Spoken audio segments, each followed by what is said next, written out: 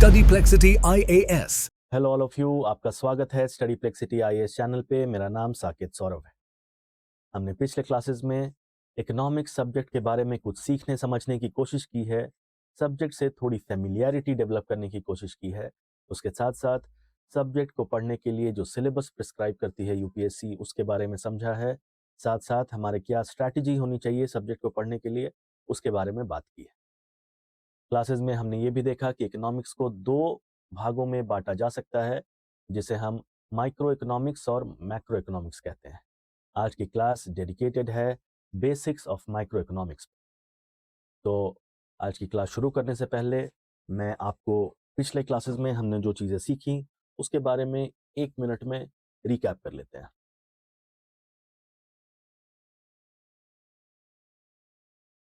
हमने सीखा what is economics, हमने समझा कि इकोनॉमिक्स में हमें क्या सिलेबस फॉलो करना है। इसके साथ साथ हमने ये भी सीखा कि हमारी स्ट्रैटेजी क्या होनी चाहिए। इकोनॉमिक्स में हमने ये समझने की कोशिश की कि दो तरीके से इकोनॉमिक्स की पढ़ाई हो सकती है। पहला है माइक्रो इकोनॉमिक्स और दूसरा है मैक्रो इकोनॉमिक्स। जब हम माइक्रो की बात करें तो हम यूनिट इकोनॉमिक्स की बात करते हैं, बहुत माइक्रो लेवल पे चीज़ों को एनालाइज करते हैं। जब हम मैक्रो की बात करें तो हम ब्रॉड स्केल पे चीज़ों की बात करते हैं। मैक्रो हमारे पॉलिसी मेकिंग में एक बहुत अहम भूमिका निभाता है, लेकिन मैक्रो को समझने के लिए माइक्रो इकोनॉमिक्स के अगर कुछ बेसिक्स को समझ लिया जाए, सप्लाई डिमांड को समझ लिया जाए, सप्लाई डिमांड का कर्व समझ लिया जाए, तो मैक्रो इकोनॉमिक्स के बहुत सारे कॉन्सेप्ट बहुत आसानी से समझाया जा सकता है। आगे बढ़ेंगे और आज की क्लास शुरू करते हैं। जो पहला टॉपिक हम देखेंगे आज वो है प्रोड्यूसर्स और कंज्यूमर्स। कौन होते हैं प्रोड्यूसर्स, कौन होता है कंज्यूमर, और प्रोड्यूसर्स और कंज्यूमर्स एक मार्केट में कैसे एक दूसरे से इंटरेक्ट करते हैं। जो दूसरी चीज़ है वो हम कुछ कॉन्सेप्ट्स हैं जैसे law of diminishing marginal utility, तो हम मार्जिनल यूटिलिटी के बारे में पढ़ेंगे और ये कौन सा नियम है जो हमें बताता है कि हमारी मार्जिनल यूटिलिटी घटते जाती है, इसीलिए हम उसे law of diminishing marginal utility कहते हैं। हम पढ़ेंगे ट्रेड ऑफ क्या होता है, अपॉर्चुनिटी कॉस्ट क्या होता है। उसके बाद हम आएंगे लॉ ऑफ डिमांड पे और लॉ ऑफ सप्लाई। बिना कोई समय ज़ाया किए हम चलते हैं इन टॉपिक्स पे। पहला टॉपिक है producers. Who is a producer? A producer is the one who produces. A producer is someone who produces goods and services in the economy. A producer is someone who produces goods and services in the economy. Goods and services को produce करने के लिए कुछ factors की जरूरत पड़ती है। To produce goods and services, certain factors are required.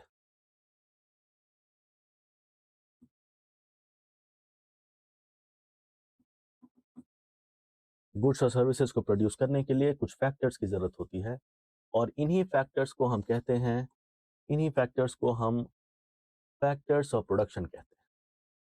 Factors of production क्या होता है? Factors of production, there are 4 factors of production. Factors of production को उत्पादन के कारक भी कहते हैं हिंदी में। 4 फैक्टर्स ऑफ प्रोडक्शन है। पहला है लैंड, दूसरा है लेबर, तीसरा है कैपिटल और चौथा है एंटरप्रेन्योरशिप।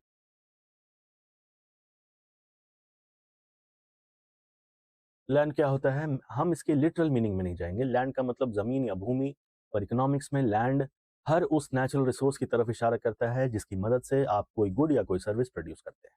तो what is land in context of economics? It is any natural resource that can help you to produce goods और सर्विसेज। तो लैंड क्या है? कोई भी natural resource. What is labour? Labour can be जो आप श्रम लगाते हैं, आपका श्रम ही लेबर है। अब आप शारीरिक श्रम भी कर सकते हैं, मानसिक श्रम भी कर सकते हैं। You can do physical labour, you can also do mental labour. जैसे मैं आपको एक सर्विस प्रोवाइड कर रहा हूं तो मैं मेंटल लेबर प्रोवाइड कर रहा हूं। तो लेबर भी दो तरीके के हो सकते हैं, या तो फिजिकल लेबर हो या मेंटल लेबर हो। Physical labour, it can be physical और इट कैन बी मेंटल और इंटेलेक्चुअल भी कहते हैं बहुत लोग। कैपिटल क्या है? कैपिटल क्या होता है? Capital means any man made resource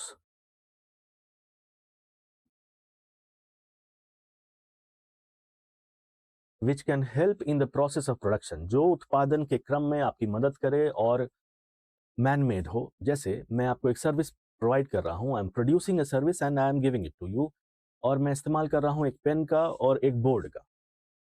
तो इस पूरे क्रम में ये बोर्ड और ये पेन मेरा कैपिटल है, मैंने ये कैपिटल लगाया है। उसके बाद आता है एंटरप्रेन्योरशिप। क्या होता है एंटरप्रेन्योरशिप? ये वो आर्ट है, ये वो क्राफ्ट है जिसकी मदद से आप इन तीनों को साथ लेके आते हैं और अपना कोई इनोवेशन ऐड करते हैं। You bring all the three resources, all the three factors of production together. आप लैंड, लेबर और कैपिटल को एक साथ लेके आते हैं, इसमें अपना कुछ इनोवेशन ऐड करते हैं, and then you produce the final product. और आप फाइनल प्रोडक्ट की तरफ बढ़ते हैं। फाइनल प्रोडक्ट और फाइनल गुड और सर्विस, जो भी या वस्तु का उत्पादन कर रहे हैं या आप सेवा का उत्पादन कर रहे हैं, वो फाइनल एंटरप्रेन्योरशिप में ही आके मिलता है। इतनी चीजें, ये बहुत कॉमन सेंसिकल भी है कि जब आप प्रोडक्शन करेंगे तो आपको फैक्टर्स ऑफ प्रोडक्शन की जरूरत पड़ेगी। ये चार मुख्यतः फैक्टर्स ऑफ प्रोडक्शन होते हैं: land, labour, capital and entrepreneurship. बात करेंगे producers. Who is a producer? A producer is the one who uses all these factors of production. Producer कौन है? A producer is the one who uses all these factors of production to produce. And why is the producer doing so? Because producer has an intent. Producer की एक मंशा है, producer की एक intention है कि उसका जो प्रॉफिट है वो मैक्सिमम होना चाहिए। जब हम इकोनॉमिक्स की बात करेंगे तो हम बाकी चीज़ों के बारे में नहीं सोचेंगे। प्रोड्यूसर के कॉन्टेक्स्ट में मैं एक उत्पादक हूँ, मैं एक प्रोड्यूसर हूँ, मेरा एकमात्र मोटिव है बाजार में ज़्यादा से ज़्यादा मुनाफा कमाना, ज़्यादा से ज़्यादा मुनाफा कमाना, ज़्यादा से ज़्यादा प्रॉफिट्स कमाना, अपने प्रॉफिट को मैक्सिमाइज करना। इसीलिए बोर्ड पे लिखा है, the intent of the producer is to maximise his profit. Profit को मैक्सिमाइज करना ही एक प्रोड्यूसर का इंटेंट होता है। ठीक, प्रोड्यूसर की बात कर ली हमने। आते हैं कंज्यूमर्स पे, बात करेंगे कंज्यूमर। कंज्यूमर कौन है? उपभोक्ता। जैसे मैं बाजार में अगर कुछ किसी रेस्टोरेंट में जाके खाना खाता हूं तो मैं कंज्यूमर हूं। मैं क्यों चीजें कंज्यूम करता हूं? क्योंकि जब मैं कुछ कंज्यूम करता हूं, इधर अ गुड या कोई वस्तु या कोई सेवा, तो मुझे सेटिस्फैक्शन मिलता है, मुझे खुशी मिलती है। सेटिस्फैक्शन या खुशी को इकोनॉमिक्स में हम बोलेंगे utility. We will use the term utility in economics. So what is the main motive, main intent of a consumer? एक उपभोक्ता का मंशा क्या है, उसकी आशा क्या है? वो ये है कि वो अपनी यूटिलिटी को मैक्सिमाइज करे। Consumer always wishes to maximise his और हर यूटिलिटी। उसकी यूटिलिटी मैक्सिमम मिलनी चाहिए उसको। यूटिलिटी को अगर आसान भाषा में समझे तो सेटिस्फैक्शन मैक्सिमम मिलना चाहिए।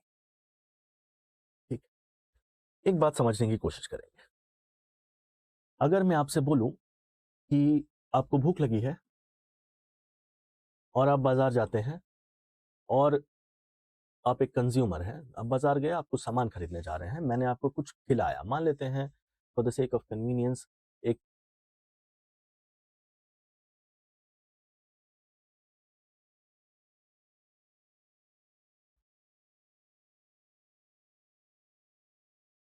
मैंने आपको एक ये मैंने कोशिश की है कि मैं बाजार में बिकने वाला पिज़्ज़ा बनाऊं। मैंने आपको एक पिज़्ज़ा, एक पूरा पैकेट ऑफ पिज़्ज़ा मैंने आपको दिया और आपने ये पहला स्लाइस खाया। This is the first slice that you consume. बहुत भूख लगी थी आपको, जब आपने वो कंज्यूम किया तो आपका सेटिस्फैक्शन बहुत ज़्यादा था, right? So you gained a lot of satisfaction by consuming the first slice of that particular good. जब आपको मैं दूसरा स्लाइस दूंगा क्या दूसरे स्लाइस से मिलता हुआ सेटिस्फैक्शन उतना होगा जितना आपने पहले स्लाइस में महसूस किया? ऑब्वियसली नहीं। क्या जब मैं आपको तीसरा दूंगा तब आप उतना खुश होंगे जो मैंने आपको पहला या दूसरा में जितनी खुशी मिली, क्या आपको उतनी खुशी मिलेगी तीसरे में? नहीं। इसका मतलब है कि as the consumption goes on of the same product, please understand this, दो चार चीजों का ध्यान रखेंगे। यहां पे मैंने कुछ अजम्पशंस लिखे हैं।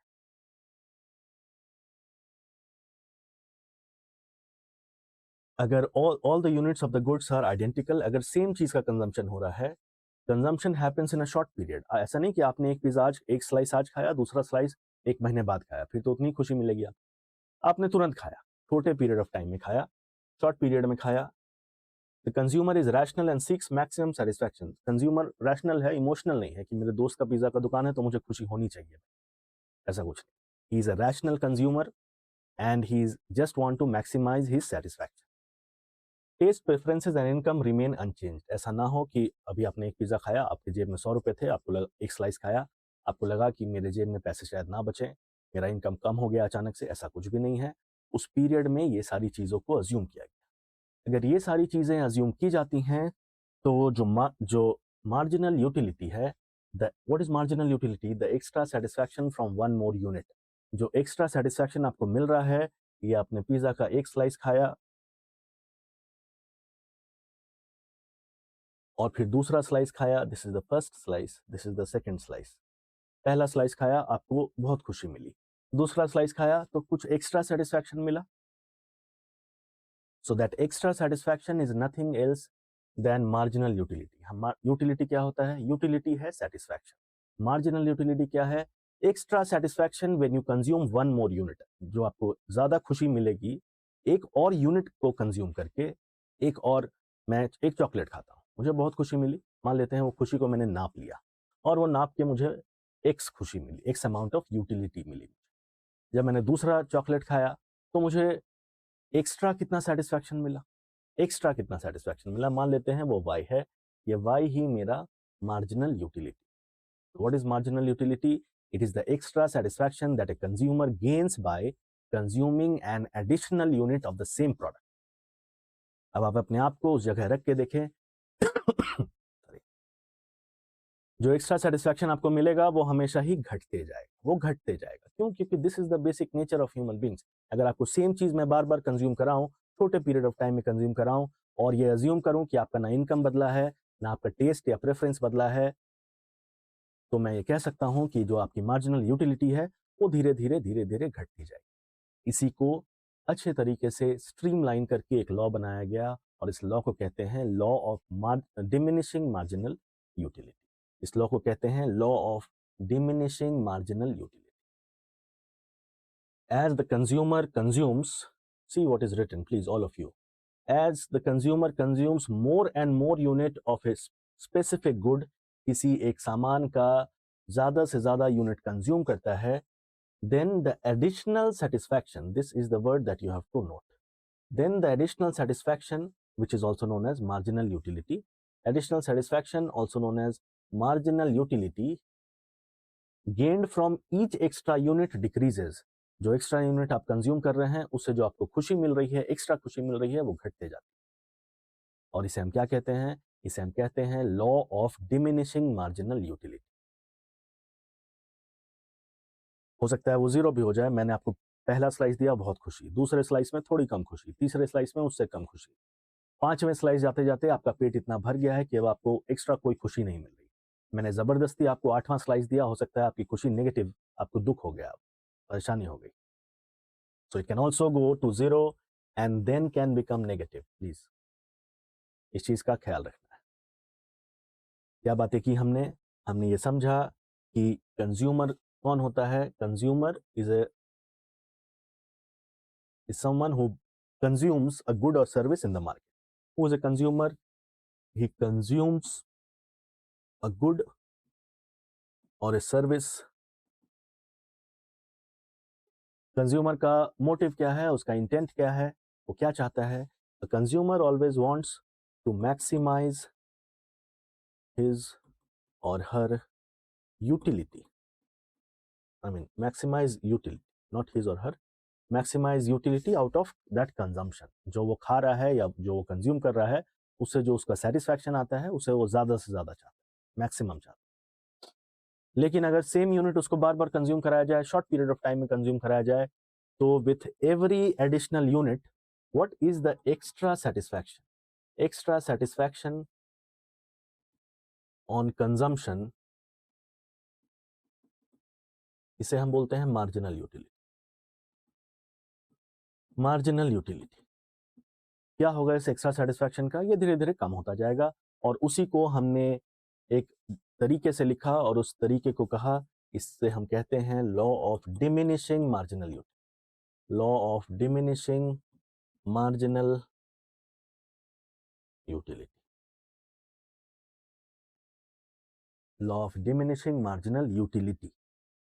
जैसे जैसे आप सेम गुड को ज़्यादा कंज्यूम, ज़्यादा यूनिट्स कंज्यूम करते हैं, आपकी मार्जिनल यूटिलिटी या आपकी extra satisfaction keeps on decreasing. This is what is known as law of diminishing marginal utility. मैं उम्मीद करता हूं कि ये चीज़ आप समझ चुके हैं।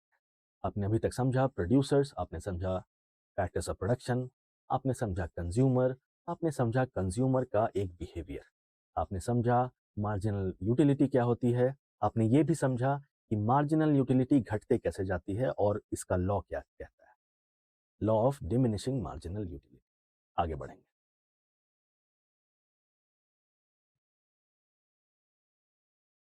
मैं बाजार में हूं और मेरे पास जो रिसोर्सेज है वो लिमिटेड है। Very obviously this is the basis for all the economics that we are doing. The resource that I have is limited, but I can have various objectives. मेरे तो दिमाग में बहुत सारी चीज़ें हो सकती हैं कि मुझे ये भी करना है, मुझे वो भी खरीदना है, ये भी कंज्यूम करना है। क्यों? क्योंकि मैं कंज्यूमर हूं और मैं ज़्यादा से ज़्यादा सेटिस्फैक्शन चाहता हूं। तो मैं मान लेते हैं मेरे हाथ में 500 रुपए है और मुझे एक मूवी भी देखनी है जिसकी टिकट 250 रुपए की है। एक बर्गर भी खाना है जिसका प्राइस 100 रुपए का है। मुझे एक बस की टिकट लेके या ऑटो लेके कोई व्हीकल लेके वहाँ जाना है, तो ट्रांसपोर्टेशन का भी खर्चा 100 रुपए है। और मुझे वहाँ पे एक शर्ट भी खरीदनी है और शर्ट की कीमत 300 रुपये। शर्ट की कीमत 300 रुपये है। खर्चा इतना है, रिसोर्सेज इतना है। जब you have a lot of needs and wants and you have limited resources, किसी ना किसी को कॉम्प्रोमाइज करना पड़ेगा, किसी ना किसी को कॉम्प्रोमाइज करना पड़ेगा। तो मैं क्या करूंगा, मैं मूवी टिकट 250 वाला नहीं, मैं 150 वाला ही खरीदूंगा। मैं ये बर्गर 100 रुपए वाला एक्स्ट्रा चीज मेयोनीज नहीं, मैं 50 रुपए की आलू टिक्की खाऊंगा। मैं ट्रांसपोर्टेशन के लिए मैंने सोचा था कि मैं ऑटो लेके जाऊंगा आराम से, पर मैं जो सिटी बसेस होती हैं उस पे जा रहा हूँ, तो मेरी टिकट 50 रुपए की। और ये शर्ट जो 300 रुपए की थी, मैंने देखा कि उसके साथ एक टी शर्ट भी है जो 250 रुपए की है, तो मैं ये 250 ले लेता हूँ। जब मैं ये करता हूँ, what am I doing, I am compromising on one और मोर ऑब्जेक्टिव्स। जो मेरे ऑब्जेक्टिव्स थे बाजार में, जो जो मैं खरीदना चाहता था बाजार में, उस पे मैं या तो किसी एक में या सब में थोड़ा थोड़ा कॉम्प्रोमाइज कर रहा हूँ। क्यों? क्योंकि मेरे रिसोर्सेज लिमिटेड है। When you compromise and you make sure that all the objectives are taken care of, but in a compromised manner, what you say that you have done a trade off. आपने एक trade off किया है। क्या होता है trade off? it refers to a situation it refers to a situation where policy makers must balance competing objectives. बहुत सारे objectives थे, एक दूसरे को कॉम्पीट कर रहे थे, मैंने बैलेंस किया। कैसे बैलेंस किया? मैंने थोड़ा थोड़ा सब चीजों में कॉम्प्रोमाइज किया। इसे क्या कहेंगे? इसे कहते हैं ट्रेड ऑफ। Trade off. मेरे जेब में 100 रुपए हैं, मुझे खाना भी खाना है, मुझे घर भी जाना है, तो मैं क्या करूँगा, मैं 50 रुपए की टिकट लेता हूँ एक बस की, मैं घर चला जाता हूँ और मैंने सोचा था कि आज 100 रुपए की थाली खाऊँगा, पर मैंने 50 का ही खाया। तो मैंने दोनों में थोड़ा-थोड़ा कॉम्प्रोमाइज़ किया and this is what is known as trade off between 2 objectives. मेरे ऑब्जेक्टिव्स क्या थे? खाना अच्छा खाना था, 100 रुपए की थाली खानी थी और 100 रुपए ऑटो वाले को देना था। 100 रुपए ऑटो वाले को देना था, मेरे पास थे 100 रुपए। मैंने सोचा था 100 रुपए का ऑटो लूँगा और 100 रुपए का लंच करूँगा। बट मेरे पास तो 100 ही रुपए हैं। तो मैंने क्या किया? What I did was I took a bus which costed me 50 rupees and I consumed a lunch which again costed me 50 rupees. तो मैंने क्या किया? दोनों ऑब्जेक्टिव्स में थोड़ा-थोड़ा कॉम्प्रोमाइज़ किया और इस पूरे एक्सरसाइज को हम कहते हैं trade off. Trade off. Policy makers कैसे ट्रेड ऑफ करते हैं? प्रधानमंत्री गरीब कल्याण योजना क्या कहती है उसमें? लगभग 80 करोड़ लोगों को अनाज मिलेगा। ठीक है? लगभग 80 करोड़ लोगों को अनाज मिलेगा। उसके लिए सरकार को पैसे खर्च करने पड़ेंगे। सरकार अगर उधर पैसे खर्च कर रही है तो कहीं न कहीं तो सरकार ने कटौती की होगी, कहीं न कहीं तो सरकार ने कॉम्प्रोमाइज़ किया होगा। मुझे उम्मीद है कि आपको ये बात समझ आ रही है। Trade off. What is trade off? Trade off is an exercise. ये एक तरीका है जहाँ पे आप बहुत सारे ऑब्जेक्टिव्स के बीच में बैलेंस लाने के लिए, बहुत सारे मोटिव्स के बीच में समन्वय लाने के लिए थोड़ा-थोड़ा कॉम्प्रोमाइज़ करें। या किसी एक में कॉम्प्रोमाइज़ करें या सब में थोड़ा-थोड़ा, जैसे मैंने दोनों में कॉम्प्रोमाइज़ किया। This is what is known as trade-off. Is very important to understand this basic thing because ये हम बार-बार हर बार यूज़ करेंगे इकोनॉमिक्स ट्रेड-ऑफ। फिर ये अपॉर्चुनिटी कॉस्ट क्या है? मान लेते हैं आप मुझे अभी नहीं सुन रहे। आप मुझे नहीं सुन रहे होते तो आप कुछ किसी और को सुन रहे होते, कोई काम कर रहे होते। आप जो अपना समय यहाँ पे दे रहे हैं, it comes with an opportunity cost, क्योंकि आप ये नहीं कर रहे होते, कुछ और कर रहे होते। ऑप्शन 1 आपने चुना कि मैं ये क्लास देखूँगा। I will watch this lecture. Option 2 भी था आपके पास। I will go out and I will work somewhere for 1 hour. I'll teach someone.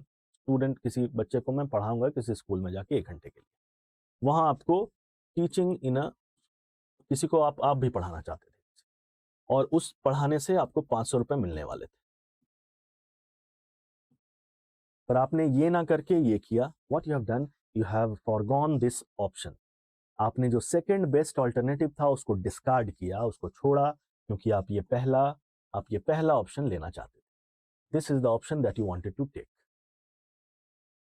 So what is opportunity cost? It is the cost of the second best alternative. It is the cost of the second best alternative. बात समझ में आई? ये opportunity cost क्या होता है? जो दूसरा alternative आप ले सकते थे और आप नहीं ले रहे हैं, उसका जो कॉस्ट है वही अपॉर्चुनिटी कॉस्ट है। तो मैं अगर आपसे पूछूं कि 1 घंटे के लिए मुझसे बात करने के लिए, मुझे देखने के लिए, मेरी बातें सुनने के लिए क्या अपॉर्चुनिटी कॉस्ट है आपका? आप ये कह सकते हैं, मान लेते हैं ये एग्जाम्पल सच है, आप कह सकते हैं मेरा अपॉर्चुनिटी कॉस्ट 500 रुपये है, क्योंकि अगर मैं ये नहीं सुन रहा होता या सुन रही होती तो मैं जाके 500 रुपये कमा सकता। ऐसा क्यों करना पड़ता है?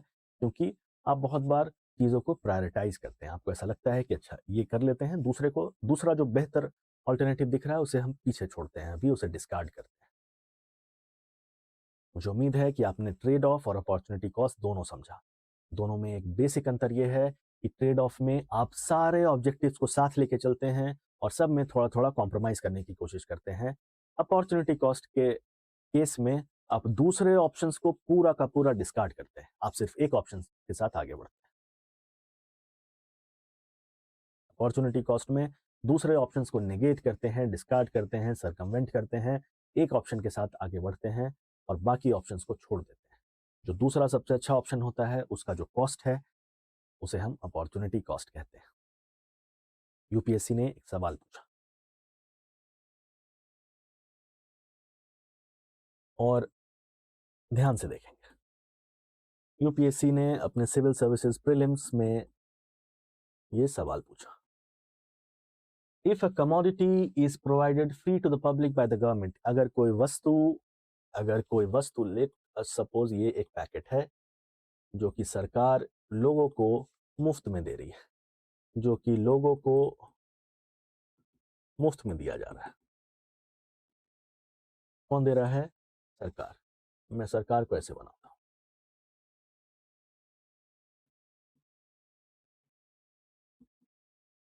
फ्री ऑफ कॉस्ट, ठीक है। पर इस गुड को बनाने के लिए पैसे तो लगे होंगे, पैसे तो लगे होंगे, ठीक। सवाल है, if a commodity is provided free to the public by the government then the opportunity cost is zero. क्या आपको लगता है कि अपॉर्चुनिटी कॉस्ट जीरो है इसका, या अपॉर्चुनिटी कॉस्ट को इग्नोर किया गया है, या opportunity cost is transferred from the consumers? ये जो लोग इस चीज का प्रयोग कर रहे हैं, ये जो कंज्यूमर्स हैं, ये पैसे तो नहीं दे रहे हैं, there is no money which they are paying, they are not paying any money, ये पैसा नहीं दे रहे हैं। तो इस पैसे की भरपाई सरकार कैसे करती है? कैसे करती है? पैसे की भरपाई, जो इसका अपॉर्चुनिटी कॉस्ट है, उसकी भरपाई करती है उन लोगों से जो कि टैक्स पेइंग लोग, people who are paying taxes. Who are they? They are tax paying people.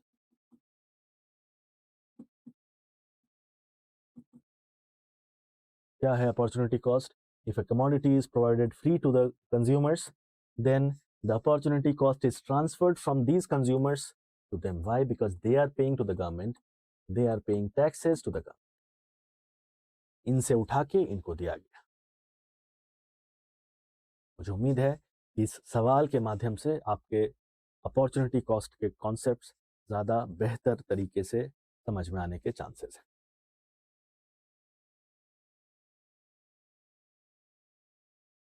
इस पे आए उससे पहले थोड़ा सा बहुत जल्दी से रिकैप करेंगे। पहले क्या पढ़ा हमने? प्रोड्यूसर्स। प्रोड्यूसर्स के साथ हमने पढ़ा factors of production. Factors of production.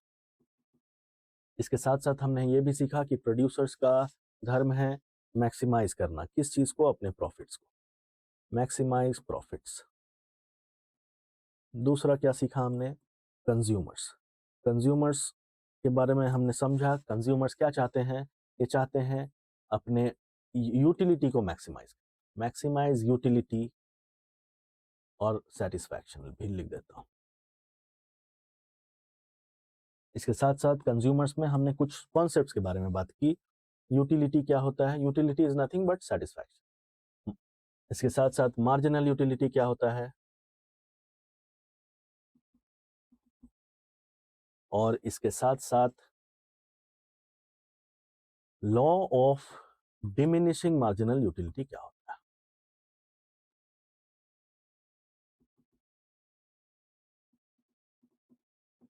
Law of diminishing marginal utility क्या होता है, ये चीजों के बारे में हमने सीखा। इसके साथ साथ हमने दो बड़े इंटरेस्टिंग कॉन्सेप्ट्स के बारे में बात की। पहला है trade off. When you compromise between competing objectives, बहुत सारे ऑब्जेक्टिव्स हैं आपके, और उन ऑब्जेक्टिव्स के बीच आप एक कॉम्प्रोमाइज लेके आते हैं, आप एक समन्वय लेके आते हैं, आप थोड़े थोड़े हर किसी से काटते हैं और एक बैलेंस बनाने की कोशिश करते हैं। Trade off. What is opportunity cost? जब आप एक चीज को पूरी तरीके से नेगेट कर देते हैं। जब आपने कुछ लोगों को कुछ सामान दिया और उनसे पैसे लिए ही नहीं। जब पैसे नहीं लिए तो सेकंड बेस्ट ऑल्टरनेटिव क्या हो सकता था? पैसे लेना। पैसा लिया तो नहीं, तो पैसा जो आपने नहीं लिया, जो आपने छोड़ दिया, वही उसका अपॉर्चुनिटी कॉस्ट है।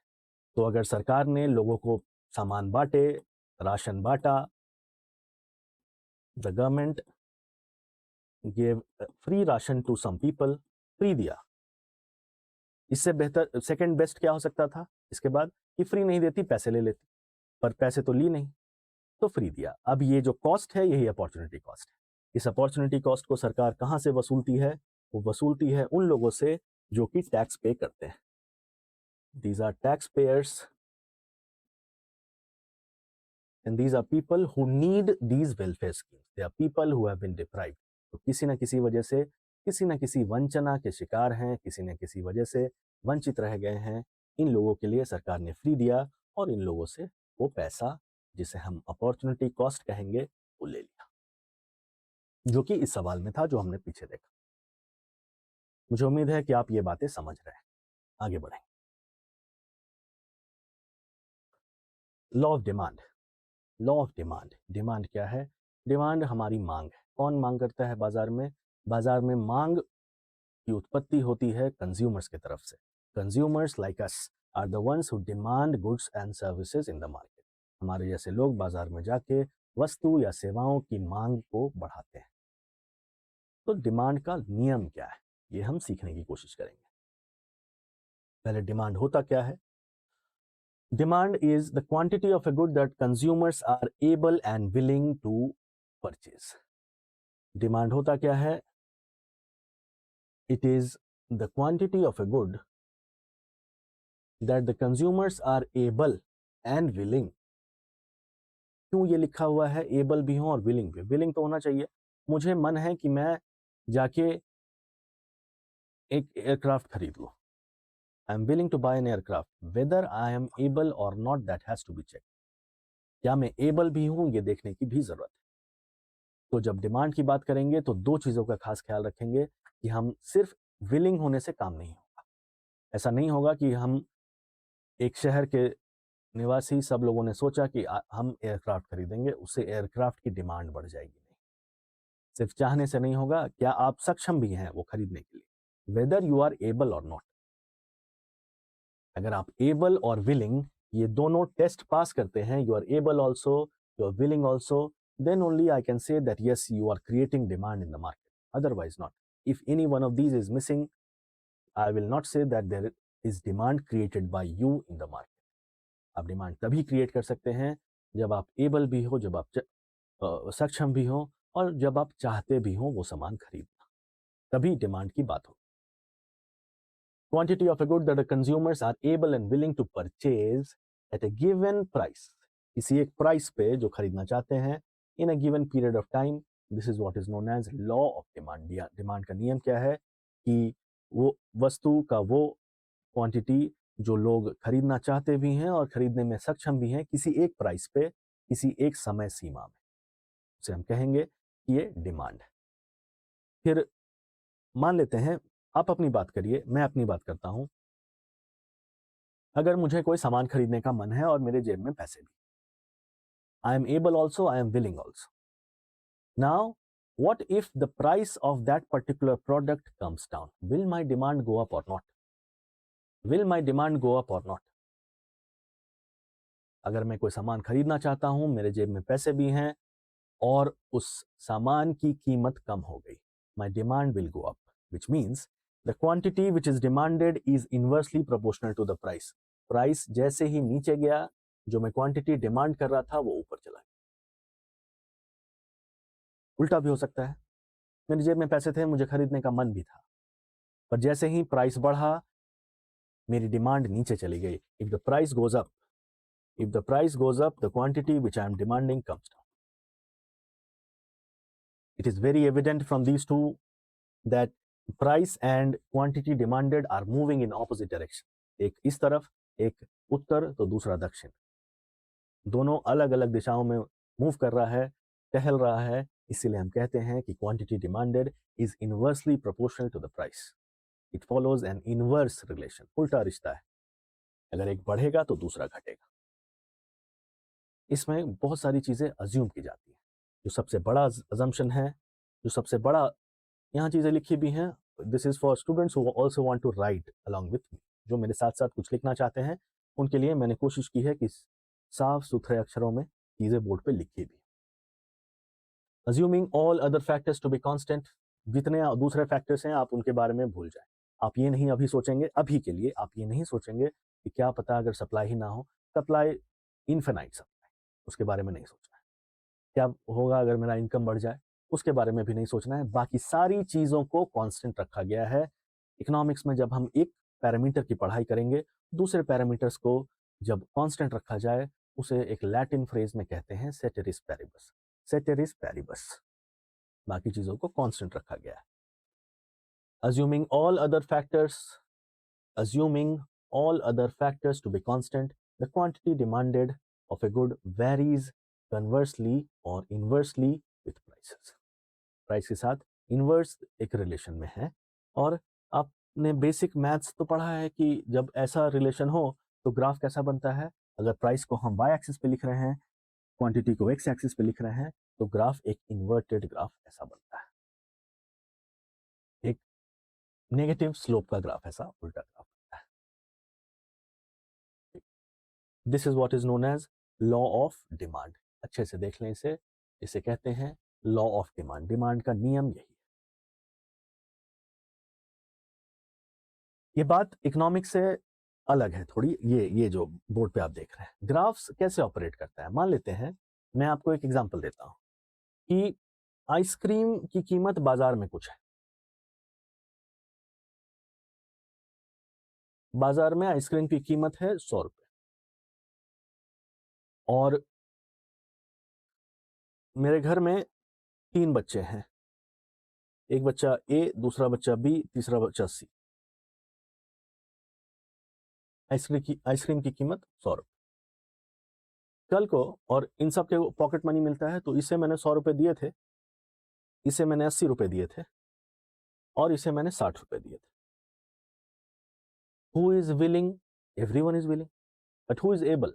Only he is able, only he is able. जब आइसक्रीम की कीमत घट के 80 रुपए हो गई, तो अभी भी हर कोई चाहता है कि आइसक्रीम खरीदे, लेकिन अब there are 2 people who can buy the ice cream.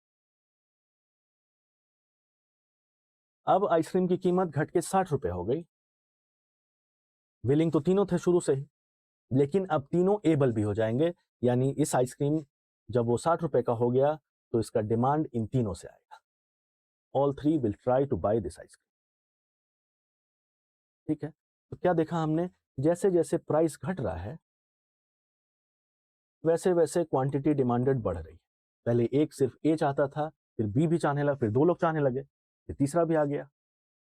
जैसे जैसे प्राइस नीचे जाता है, क्वांटिटी डिमांडेड ऊपर जाती है। इसके साथ साथ मान लेते हैं कि कोई और फैक्टर है, वो भी बदल रहा है। प्राइस और क्वांटिटी डिमांडेड के अलावा भी कोई फैक्टर है जो बदल रहा है।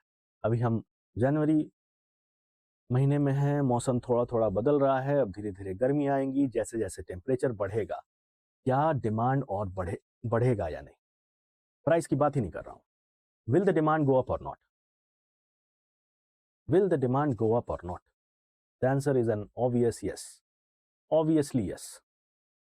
तो जब किसी अन्य फैक्टर की वजह से डिमांड बढ़े, तो इस ग्राफ को कैसे ऑपरेट करते हैं? इस ग्राफ को कैसे ऑपरेट करेंगे? जब किसी दूसरे फैक्टर की वजह से डिमांड बढ़ेगा, तो इस ग्राफ की एक खासियत है, if a variable which is not written on the graph. Temperature की तो बात ही नहीं हुई थी अभी तक, अभी प्राइस की बात होती थी, क्वांटिटी डिमांडेड की बात होती। अब बात होने लगी एक और फैक्टर की, टेम्परेचर। क्या टेम्परेचर, आप बस ये ग्राफ देखें, क्या कहीं आपको टेम्परेचर लिखा दिख रहा है? ना यहां ना यहां। लेकिन टेम्परेचर की वजह से ग्राफ में तो बदलाव आएगा। आपको अच्छे से समझ अभी आ रही है ये चीज। टेम्परेचर की वजह से भी ग्राफ में बदलाव आएगा। जब किसी तीसरे फैक्टर की वजह से, जो कि ग्राफ पे नहीं लिखा हुआ है, और ग्राफ में बदलाव आता है, तो ग्राफ कैसे बिहेव करता है? ग्राफ शिफ्ट करना शुरू करता है। ग्राफ शिफ्ट करता है। क्या लिखा है? If any other factor other than these 2 factors changes, the graph will begin to shift. जैसे यहां टेम्परेचर के बढ़ने से ग्राफ कहां गया? Graph originally was at this point, originally graph यहां पे था, और ये प्राइस पे इतना क्वांटिटी डिमांड किया जा रहा था। अब ग्राफ शिफ्ट कर गया, ये डिमांड का ग्राफ है, ऊपर चला गया, मतलब डिमांड बढ़ गई। जब भी डिमांड बढ़ेगा, ग्राफ विल शिफ्ट आउटवर्ड्स। जब डिमांड कम होगा, graph will shift inwards. When I say outward, outward means outside this origin. Origin से जितना दूर उतना, इनसाइड का मतलब इससे और नजदीक आएगा। तो डिमांड के बढ़ने पर ग्राफ किधर शिफ्ट करता है? Shifts out. डिमांड के घटने पर the graph will shift inwards, अंदर की तरफ आएगा। टेम्परेचर बढ़ा, डिमांड बढ़ा। क्या आप देख रहे हैं डिमांड बढ़ा? Yes, the demand has gone up. Now it is very obvious from the figure that इसी प्राइस पे आप देख रहे हैं कि क्वांटिटी डिमांडेड बढ़ गई। Quantity demanded is now this. मैं इस ग्राफ के माध्यम से बस आपको इतना समझाना चाहता हूं कि जब कोई तीसरा फैक्टर भी बाजार में आ जाए जिसकी वजह से डिमांड सप्लाई चेंज हो, तो डिमांड का जो ग्राफ है या सप्लाई जो आगे देखेंगे हम लोग, सब डिमांड का जो ग्राफ है वो शिफ्ट करता है। अगर वो फैक्टर डिमांड को बढ़ा रहा है तो ये शिफ्ट बाहर की तरफ होगा, अगर वो फैक्टर डिमांड को घटा रहा है तो वो शिफ्ट अंदर की। मान लेते हैं बारिश हो जाए और 15 दिन के लिए बहुत ज़्यादा ठंड हो जाए। मान लेते हैं it starts to rain and the temperature dips down, temperature कम हो जाए तो डिमांड भी कम होगा। डिमांड का ग्राफ किधर शिफ्ट करेगा? अंदर, अंदर की तरफ शिफ्ट करेगा। और मैं ग्राफ को यहां बनाऊंगा। क्या आप देख पा रहे हैं कि इसी प्राइस पे अब क्वांटिटी जो डिमांड की जाएगी बाजार में वो ये है क्यू डी डबल डैश, और ये क्वांटिटी डिमांडेड कम हो गई। प्राइस से कोई लेना देना नहीं है, प्राइस तो वही है तीनों केस। यहां जो भूमिका निभाई जा रही है वो किसी अन्य फैक्टर की वजह से, किसी अन्य कारण की वजह से निभाई जा रही है, इसीलिए ग्राफ ही शिफ्ट कर रहा है। This is how graphs operate, this is how graphs behave when an external factor changes. अब हमने लॉ ऑफ डिमांड ये देख लिया, अब हम एक एक करके अलग अलग फैक्टर्स की बात करेंगे जिसकी वजह से डिमांड में बदलाव आ सकते हैं। हमारा टॉपिक होगा डिटरमिनेंट्स ऑफ डिमांड। क्या क्या ऐसी चीजें हैं जिसकी वजह से डिमांड में बदलाव आ सकते हैं। प्राइस तो वेरी ऑब्वियस, प्राइस तो पहली चीज है। प्राइस आपको पता है कि quantity demanded is inversely proportional to price. तो प्राइस के बदलने से डिमांड तो बढ़ता ही है, घटता ही, प्राइस के बढ़ने से डिमांड तो घटता ही है।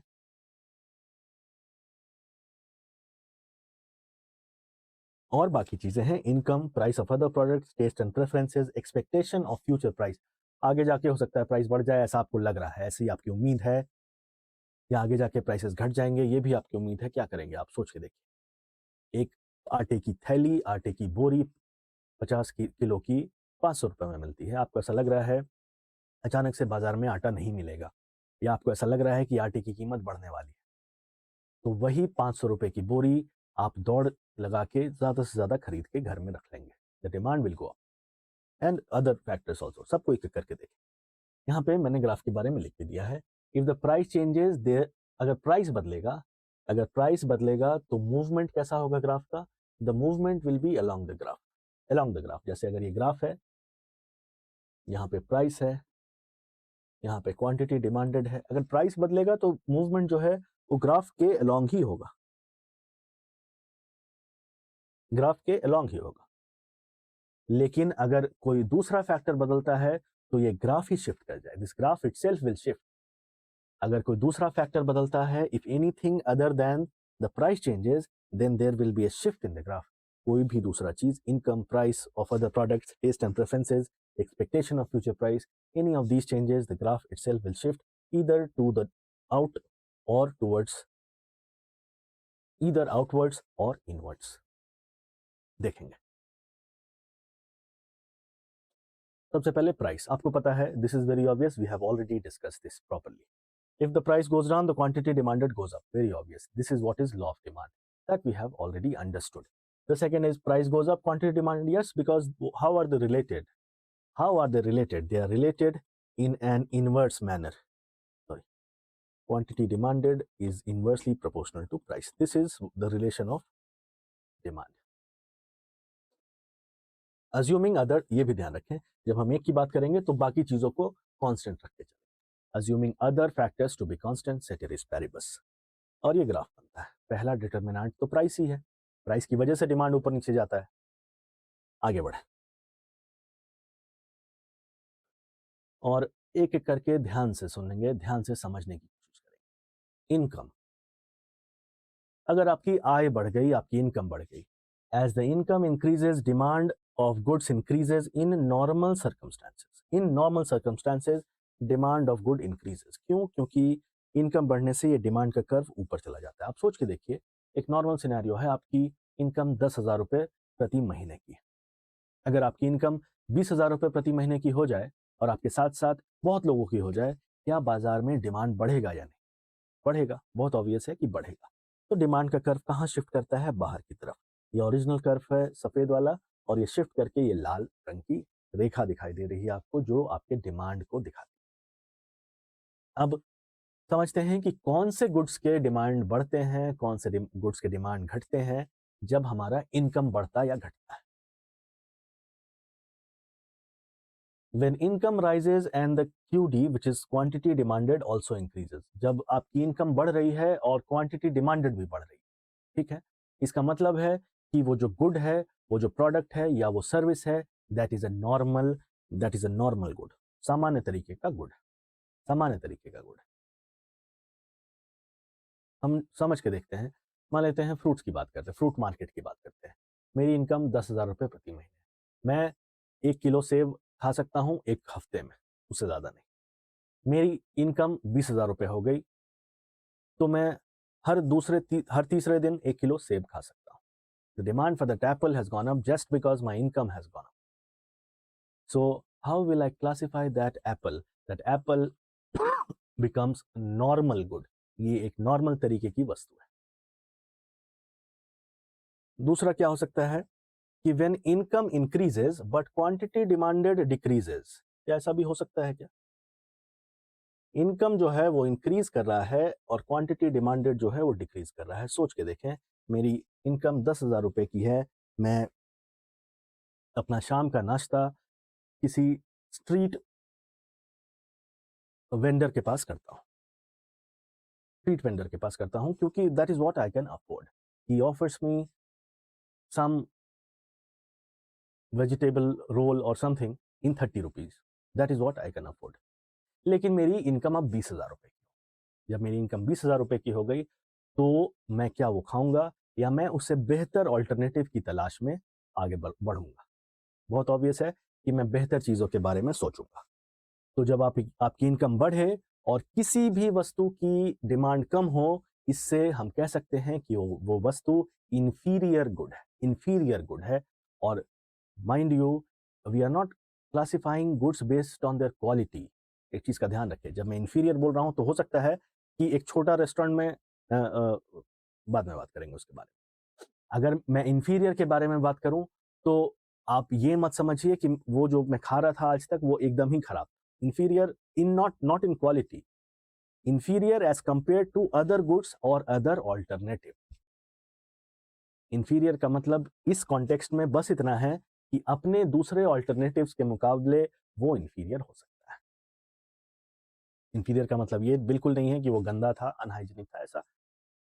We are not labeling that product. We're just saying that we can have better alternative. If you have better alternative, the goods which are on the lower scale, they can be treated as inferior. Especially in economics, we are not dealing with the quality or the labeling of that product. मैं बाजार में मैं कमीज एक सड़क के किनारे एक स्टॉल से खरीदता था, अब मेरी इनकम बढ़ गई, मैं अब किसी दुकान में जाके कमीज खरीदूंगा। पर इसका ये मतलब कतई नहीं कि उस कमीज को मैं inferior in terms of quality बोल रहा हूँ। मैं बस ये कह रहा हूँ कि उसके बेटर ऑल्टरनेटिव्स अवेलेबल हैं, इसीलिए मैं इकोनॉमिक्स में उसे इंफीरियर गुड कहूंगा। When income increases but the quantity demanded decreases, we can say that it is an inferior good. It is an inferior.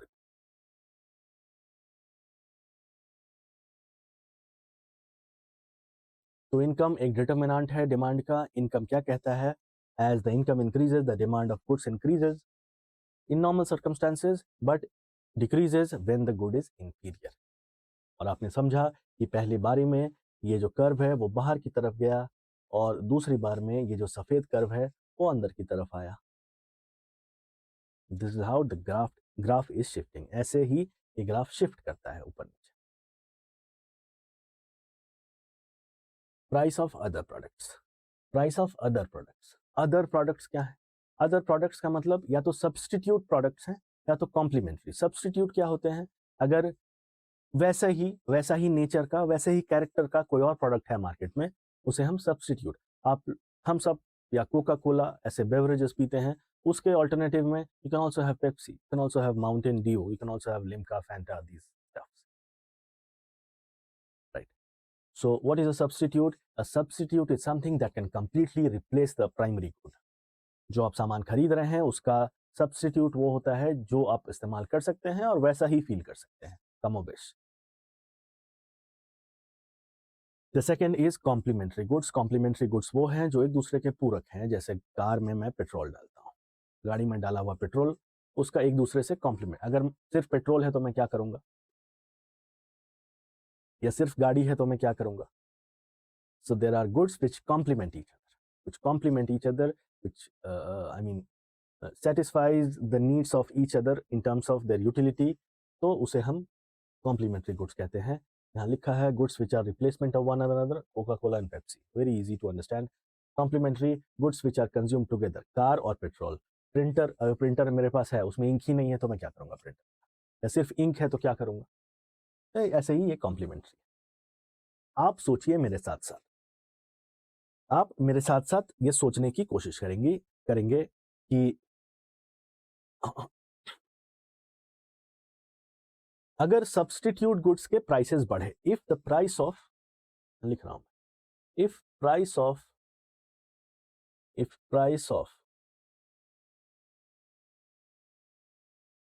Substitute goes up, substitute का price ज्यादा हो गया। मान लेते हैं कोका कोला मैं पीता था और मुझे एक दिन पता चला कि पेप्सी तो 10 रुपए का है और कोका कोला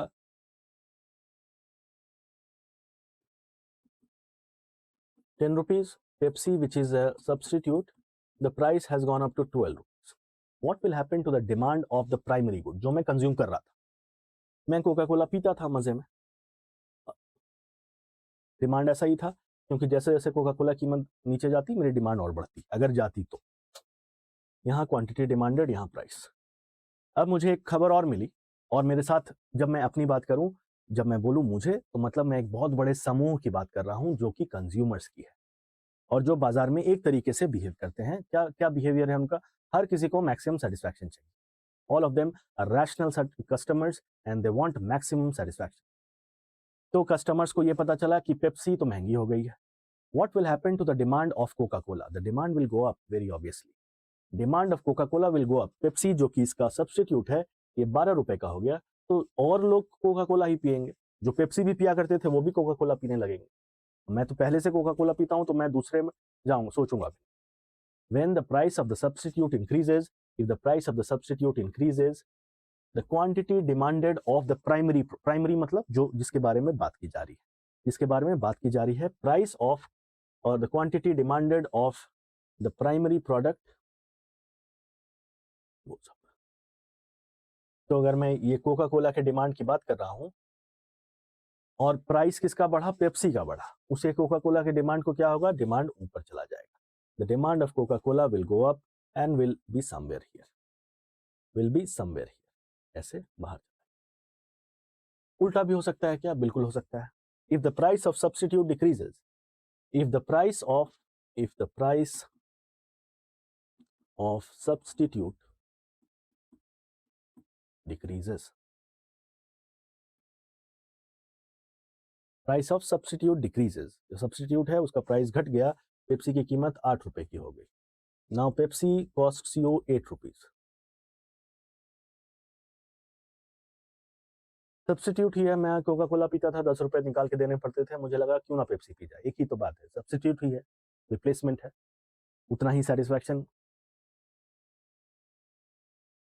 क्या होगा, कोका कोला का डिमांड का कर्व है ये, और सब्सटीट्यूट की कीमत घट गई, इसका डिमांड नीचे आ जाएगा। क्यों, क्योंकि people will now switch to the substitute. Consumers will now try to consume Pepsi rather than consuming Coca Cola. Please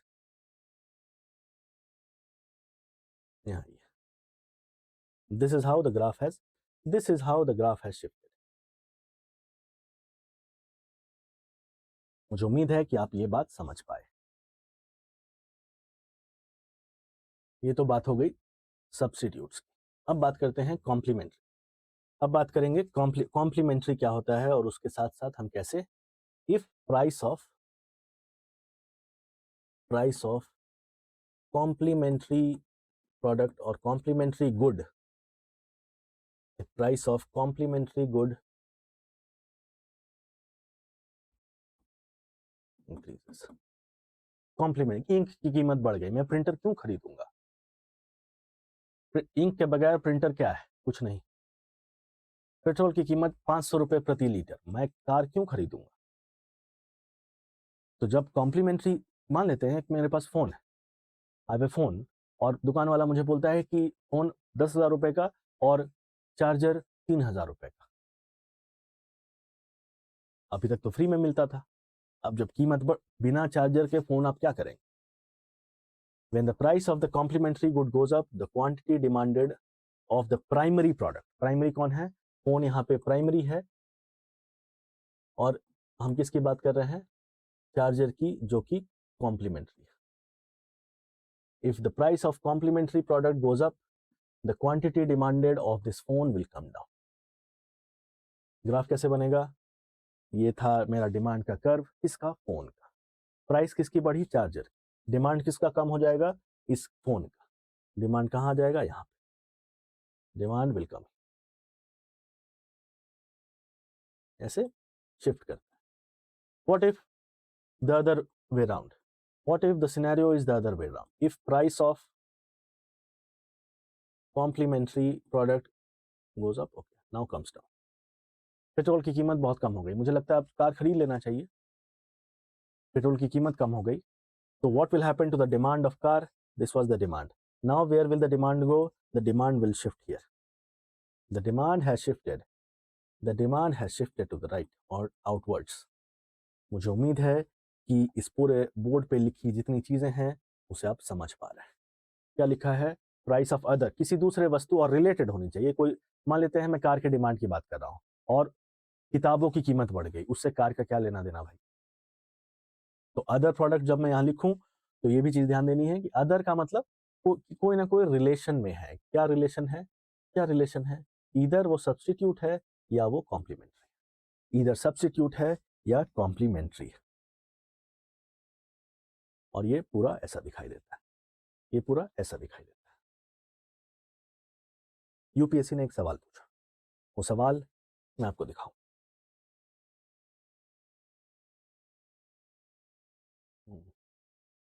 यहाँ यहाँ है सवाल। Consider the following statements. एक स्टेटमेंट को कंसिडर किया जाए, अदर थिंग्स रिमेनिंग अनचेंज्ड, और चीजों को अनचेंज रखा जाए। द मार्केट डिमांड, क्यों लिखा अदर थिंग्स रिमेनिंग अनचेंज्ड? ये वही चीज है जो हम लिखते हैं कि बाकी चीजों को कांस्टेंट रखा जाए। Other things remaining unchanged, the market demand for a good might increase. किसी वस्तु का डिमांड जो है, मार्केट में जो डिमांड है वो बढ़ेगा। कब बढ़ेगा? Price of substitute increases. अभी तो देखा, पेप्सी की कीमत बढ़ी तो कोका कोला का डिमांड बढ़ गया। तो क्या ऐसा सही है कि प्राइस ऑफ सब्स्टिट्यूट के बढ़ने से सब्स्टिट्यूट, क्या ये सही है कि सब्स्टिट्यूट के प्राइसेस बढ़ने से आपका डिमांड बढ़ता है? यही तो देखा हमने कि पेप्सी, फिर से दिखाऊं,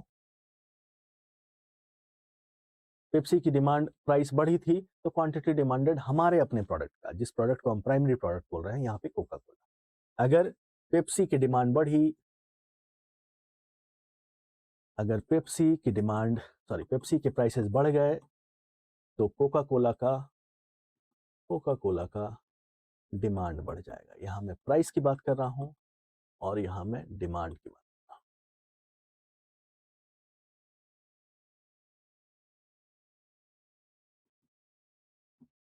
अगर पेप्सी के प्राइसेस बढ़ गए तो कोका कोला का डिमांड बढ़ जाएगा। That is what is the question.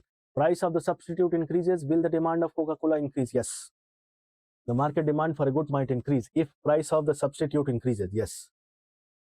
Price of its complement increases, अगर कॉम्प्लीमेंट की कीमत बढ़ जाए, कार और petrol, petrol is the complement for that car. अगर पेट्रोल की कीमत बढ़ गई तो क्या कार की डिमांड बढ़ेगी या घटेगी? घटेगी। तो कॉम्प्लीमेंट के प्राइस बढ़ने से डिमांड बढ़ता नहीं, डिमांड घटता है। The good is an inferior good and income of the consumer increases. मेरी इनकम 10,000 से 20,000, आपको याद होगा 10,000 से 20,000 मैं सड़क किनारे छोले भटूरे कुछ खाता था, अब मैं किसी अच्छी दुकान में जाके नाश्ता करता हूँ, बिकॉज मेरे पास वो बेहतर ऑल्टरनेटिव। तो वो प्रोडक्ट इंफीरियर है क्योंकि उससे बेहतर अवेलेबल है, बस इसीलिए इंफीरियर कह रहा हूँ। वो इंफीरियर है क्योंकि मेरा मेरे पास बेटर ऑल्टरनेटिव है, मेरी इनकम, मेरी आय 10,000 से 20,000 हो गई, तो डिमांड बढ़ेगा या घटेगा? The good is an inferior good and income of the consumer increases. क्या उस छोले का डिमांड बढ़ेगा या घटेगा? डिमांड घटेगा, क्योंकि अब जो मैं कंज्यूमर हूं, मेरी इनकम बढ़ गई है, मैं बेहतर दुकान में जाके नाश्ता कर सकता हूं, तो डिमांड घटेगा, बढ़ेगा नहीं। इट्स प्राइस फॉल्स, प्राइस के गिरने से तो फिर वही चीज, प्राइस के गिरने से quantity demanded is 1 upon price, price घटा तो डिमांड बढ़ा।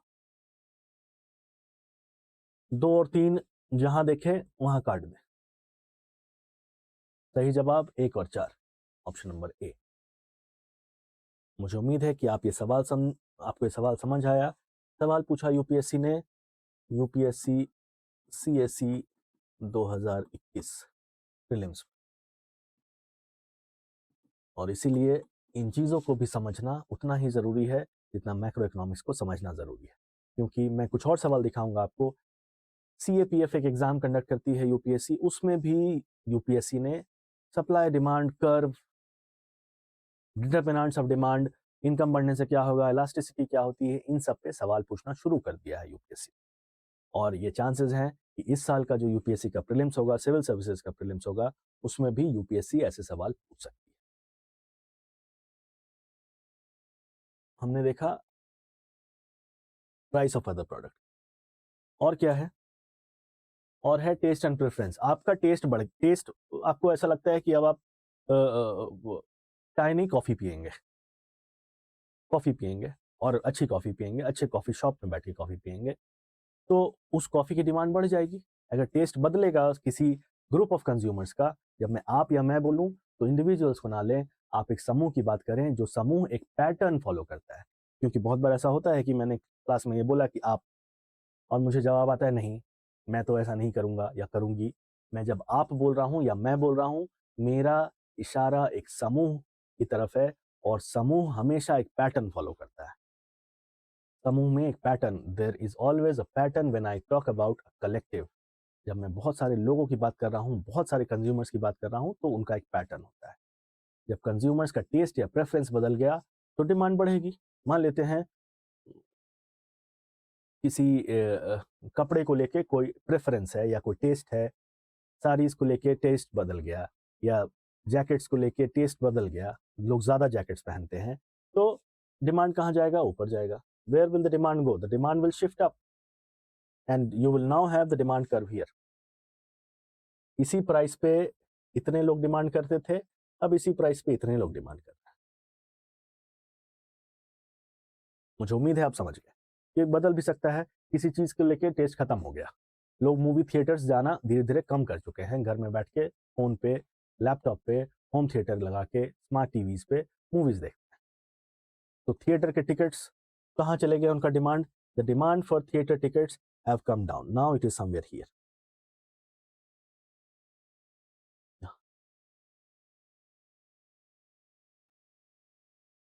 मुझे उम्मीद है कि आपने ये समझा। एक्सपेक्टेशन ऑफ फ्यूचर, आपको उम्मीद है फ्यूचर में प्राइस बढ़ेगा। मान लेते हैं आपको किसी तरीके की डर है कि कोई जंग हो जाए, ट्रम्प साहब इंडिया आ जाए, चीन इंडिया आ जाए, कोई जंग हो जाए, कुछ हो जाए और प्राइसेस बढ़े। जैसे ही आपको ऐसा लगता है, आपको एक्सपेक्टेशन है, आप उम्मीद करते हैं कि प्राइसेस बढ़ेंगी, तो क्या करने की कोशिश करेंगे आप चाहेंगे कि ज़्यादा से ज़्यादा खरीद के मैं रख लूँ भाई आज। तो व्हेन आपको ऐसा लगे कि फ्यूचर राइज इन प्राइस है, तो demand will go up, the demand will go up, the demand will shift here. दूसरा ये भी हो सकता है कि आपको ऐसा लगे कि आगे कीमतें घटने वाली हैं, तो मैं बाद में ही लूंगा, अभी नहीं लूंगा। आपका डिमांड अचानक से नीचे चला गया, your demand has come down, your demand is now here. कैसे हो गया, ये नीचे आ गया, your demand curve has shifted, this is quantity demanded, this is price. आगे बढ़े, साइज ऑफ मार्केट, जितना बड़ा मार्केट उतना ज्यादा डिमांड। कोई ऐसी चीज जो बाजार में बहुत बिकती है, बाजार उसका बड़ा है, the demand goes up, the demand goes up. If the size of the market increases, the demand shifts here. If the size of the market decreases,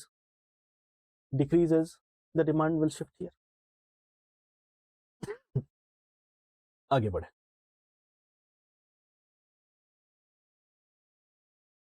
आज की क्लास में हमने सीखा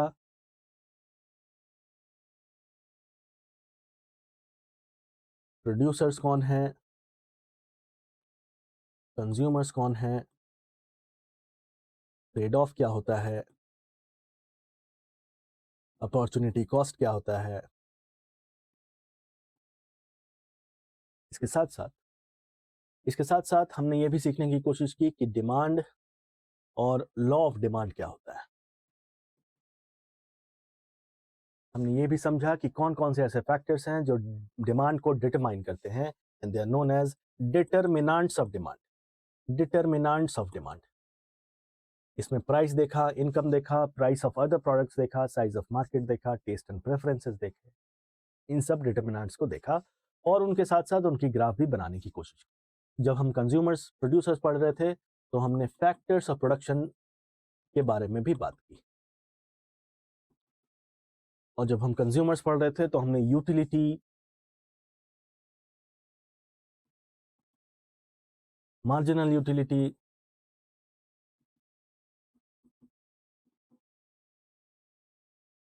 और डिमिनिशिंग मार्जिनल यूटिलिटी जैसी बातों के बारे में सीखा।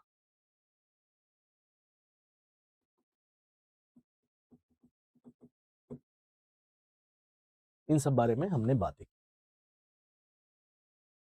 मुझे उम्मीद है कि आपने कुछ सीखा। हम अगले क्लास में शुरू करेंगे कि गुड्स कितने तरीके, जैसे हमने आज देखा भी, सब्स्टिट्यूट गुड्स होते हैं, कॉम्प्लीमेंट्री होते हैं, इंटीरियर होते हैं, नॉर्मल होते हैं।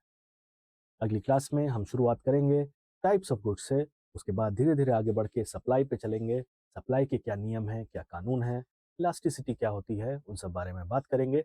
साथ साथ कुछ प्रीवियस ईयर क्वेश्चंस भी देखते चलेंगे। आज भी हमने 2 प्रीवियस ईयर क्वेश्चंस देखे, एक अपॉर्चुनिटी कॉस्ट का प्रीवियस ईयर क्वेश्चन देखा, एक टाइप्स ऑफ गुड्स का भी देखा।